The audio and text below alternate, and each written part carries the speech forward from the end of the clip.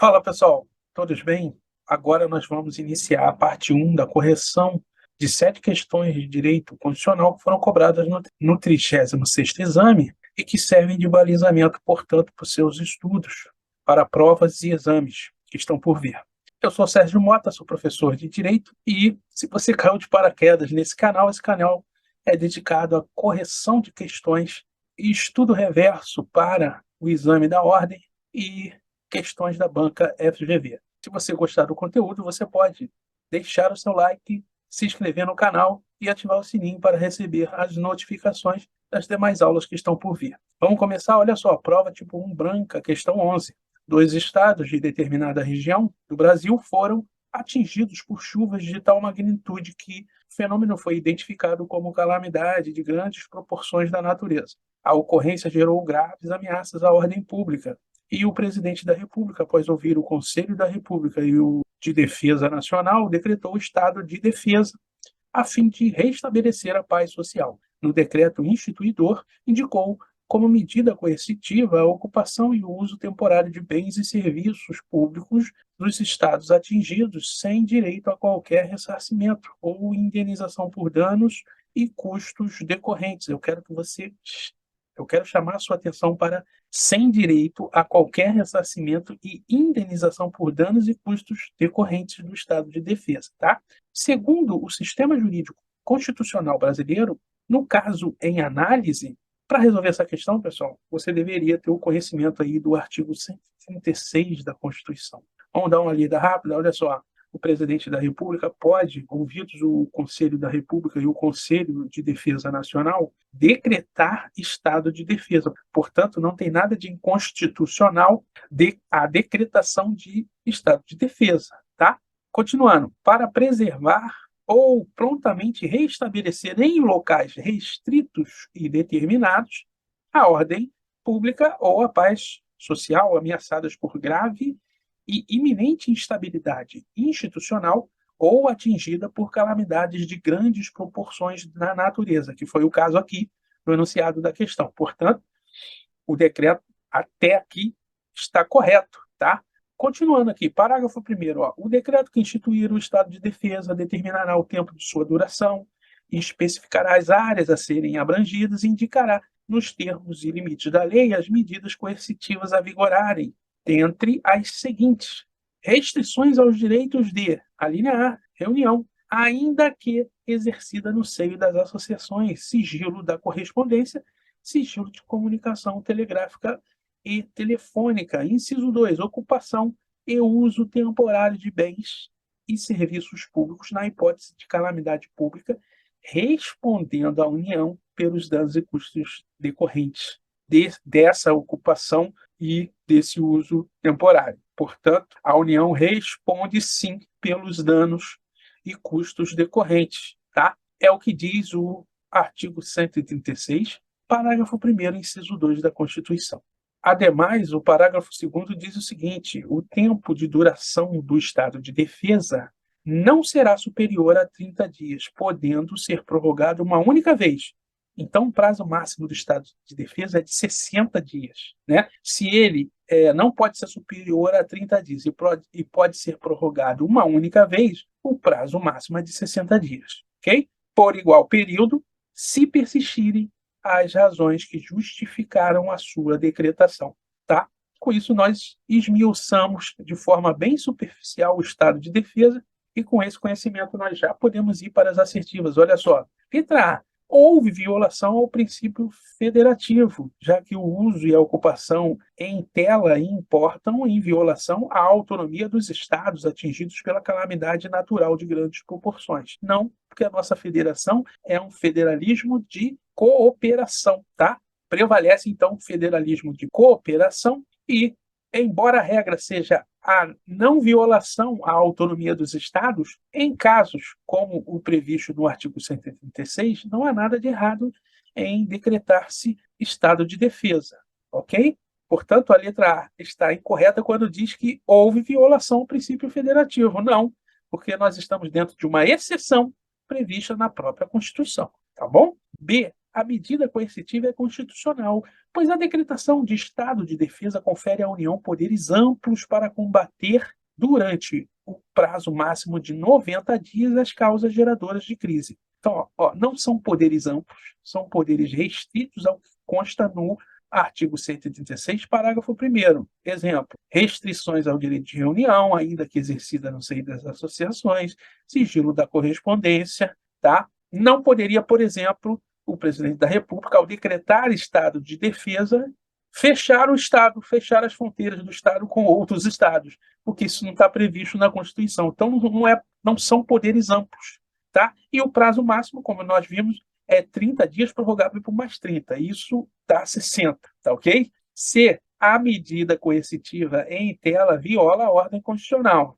pois a União deve ser responsabilizada pelos danos e custos decorrentes da ocupação e uso temporário de bens e serviços de outros entes.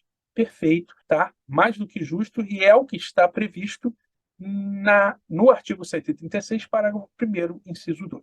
D. A medida coercitiva, nos termos acima apresentados, somente será constitucional se houver prévia e expressa autorização de ambas as casas do Congresso Nacional. Nossa, o estado de defesa, o presidente decreta e depois o Congresso Nacional avalia o que aconteceu. Diferentemente do estado de sítio, que há necessidade de prévia e expressa autorização do Congresso Nacional, tá? Então, a banca quis se confundir, trocando as bolas aí entre estado de sítio e estado de defesa, tá? Gabarito é letra C. Vamos para a próxima. Olá, pessoal. Questão 12, prova tipo 1 branca. Martinez, cidadão espanhol, foi convidado por XYZ, Universidade Privada de Direito, situada no Brasil, para ministrar a disciplina de Direito Constitucional. Para tanto, ele estabeleceu residência em solo brasileiro.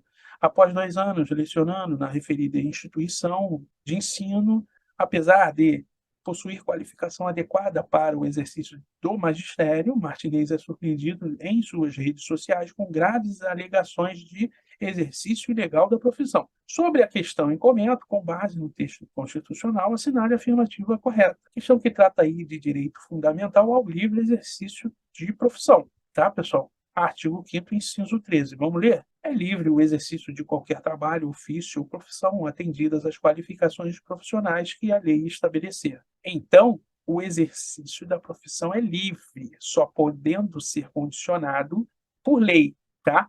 Essa é a conclusão que nós chegamos ao lermos o artigo 5º, inciso 13, ok?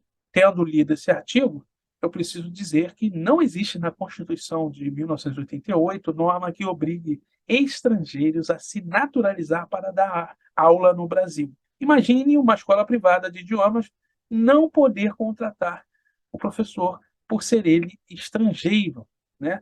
Ou obrigá-lo a ter residência no solo brasileiro para poder dar aula, ok? Ou obrigá-lo a, além de falar a sua língua materna, a ter fluência em português para poder dar aula, tá? Então, não faz muito sentido, não se coaduna com o objetivo da educação, ok? Além disso, o artigo 207 da Constituição diz o seguinte: as universidades gozam de autonomia didática científica.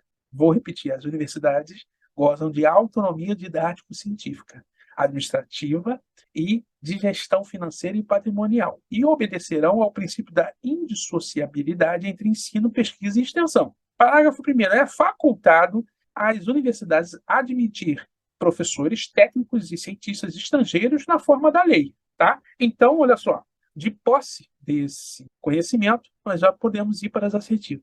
Letra A. Martinez, na condição de estrangeiro residente no Brasil, goza de todos os direitos fundamentais e políticos assegurados pela Constituição de 1988 aos brasileiros natos. Não, ele não goza de todos, porque a própria Constituição traz exceções entre direitos de brasileiros natos e brasileiros naturalizados. Olha só, artigo 12, parágrafo 3º da Constituição. São privativos de brasileiro nato. Vou repetir: brasileiro nato. Os cargos de presidente e vice-presidente da República, presidente da Câmara dos Deputados, presidente do Senado, oficial das Forças Armadas, oficial de carreira diplomática, todos esses cargos são privativos de brasileiros natos, não podendo brasileiros naturalizados, ainda que sejam aprovados em concurso, ocuparem esses cargos, ou sejam eleitos, né, como parlamentar, ocupar o cargo de presidente da Câmara dos Deputados, por exemplo. Tá? Logo, a alternativa A está incorreta. B, apesar de restringir o exercício de determinados direitos por parte dos estrangeiros, sim, a Constituição restringe. Nós já vimos aqui, ó. Nós já demos um exemplo aqui, né? A Constituição de 1988 assegura a Martinez o livre exercício de sua profissão, desde que preencha os requisitos legais exigidos. Perfeito, né, pessoal? Se coaduna com o que nós já lemos aqui. C. A Constituição de 1988, ainda que assegure a autonomia didático-científica das universidades, exige prévia naturalização. Não, a Constituição de 1988 não exige prévia naturalização para que estrangeiros possam dar aula no Brasil. Ok? D. A ordem constitucional permite que Martinez, na condição de estrangeiro residente no Brasil, desempenhe livremente sua profissão, mas condiciona tal direito à prova de residência no solo brasileiro por 4 anos. Não há essa exigência na Constituição Federal. Gabarito a letra B. Vamos para a próxima. Olha lá, pessoal, mais uma questão aí sobre o artigo 5º, ok? Questão 13, prova tipo 1 branca. Antônio foi condenado em definitivo pela prática de crimes em concurso material. Além da privação da liberdade, também foi condenado cumulativamente à pena de multa e à obrigação de ressarcir os danos causados às vítimas das práticas criminosas. Em caso de falecimento de Antônio, com base no texto constitucional, é correto afirmar que questão que trata da intranscendência da pena, né, pessoal? Artigo 5º, inciso 45. Nenhuma pena passará da pessoa do condenado, podendo a obrigação, essa sim, a obrigação de reparar o dano e a decretação de perdimento de bens também para a reparação de danos ser, nos termos da lei, estendidas aos sucessores e contra eles executadas até o limite do valor do patrimônio transferido. Trata-se do princípio da pessoalidade ou princípio da intranscendência da pena. A sanção penal privativa de liberdade e multa não se transmite. Com a morte, a pena se resolve. Quais são os tipos de pena no Brasil? Penas privativas de liberdade, penas restritivas de direito e multas. Tá? Nenhuma será transmitida aos sucessores. Os chamados efeitos extrapenais, esses sim transmitem-se, como o de reparar e o perdimento de bens também para indenizar. Ok? De posse desse conhecimento, nós vamos para as assertivas. Olha só. À exceção das penas privativas de liberdade, todas as demais podem ser estendidas aos sucessores de Antônio até o limite do valor do patrimônio transferido. Quando ele coloca todas as demais, ele deixa a assertiva incorreta, tá? B. Pelo princípio da intransmissibilidade da pena, nenhuma das obrigações ou penas decorrentes da prática criminosa pode ser transferida aos sucessores de Antônio. Olha só, nenhuma das penas. As obrigações de indenizar ou reparar em função de ato ilícito, esse sim pode ser transmitido aos sucessores até o limite do valor do patrimônio transferido, tá? Então, nenhuma das obrigações deixou a alternativa B incorreta. C. Apenas a pena de multa e obrigações de cunho patrimonial podem ser estendidas aos sucessores. Pessoal, nem as penas de multa, tá? As obrigações podem, mas as multas não podem ser transferidas aos sucessores, tá? As obrigações de reparar, sim. D. A obrigação de reparar os danos causados às vítimas podem ser estendidos aos sucessores de Antônio e contra eles executada até o limite do valor do patrimônio transferido, é o que está no artigo 5º, inciso 45 da Constituição. Tá bom? Gabarito é letra D. Com isso, nós corrigimos aí a primeira parte das questões de direito constitucional que foram cobradas no 36º exame. Um forte abraço. Até a próxima.